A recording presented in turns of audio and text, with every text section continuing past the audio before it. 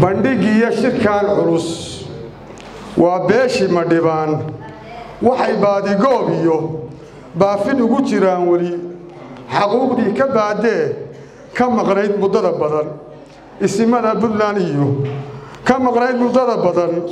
bulshada iyo waxgaradka iyo isimada Puntland bay baaqaan u dirayaan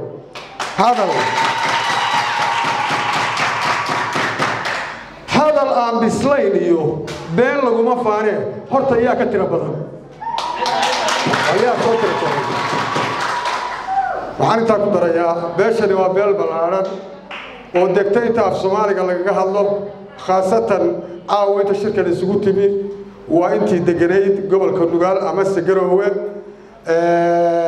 waxay doonayaan oo ku raad joogan xuquuqdoodii ka maqnayd oo kaga maqnayd hay'adaha dawladda dhammaantood inay helaan bay rabaan oo ay ka qayb galaan siyaasadda dalka nooc kasta ay tahay ama dhinac kasta ay tahay xaq bay u leeyihiin sidii sabadoonku sheegay waa cashuur bixiyayaal waa dad dalka degan waa dad ku nool magaalada iyo miyigaba waa dad aan cidi ka tira badnayn waa dadka ugu nabad jecel oo aan laga soo caban oo aan cidna dhibaateyn waa dadka ugu jecel jiritaanka Puntland inay jirto oo ka xumaada waxa laalay wixii qalalaas oo ku yimaada runtii bil xaqiiqa marka runta isu sheego marka waxa la idinku codsanayaa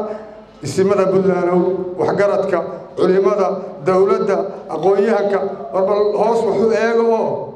dadkani ha helaan xuquuqdii ay lahaayeen oo ka maqnayd ay muddada badan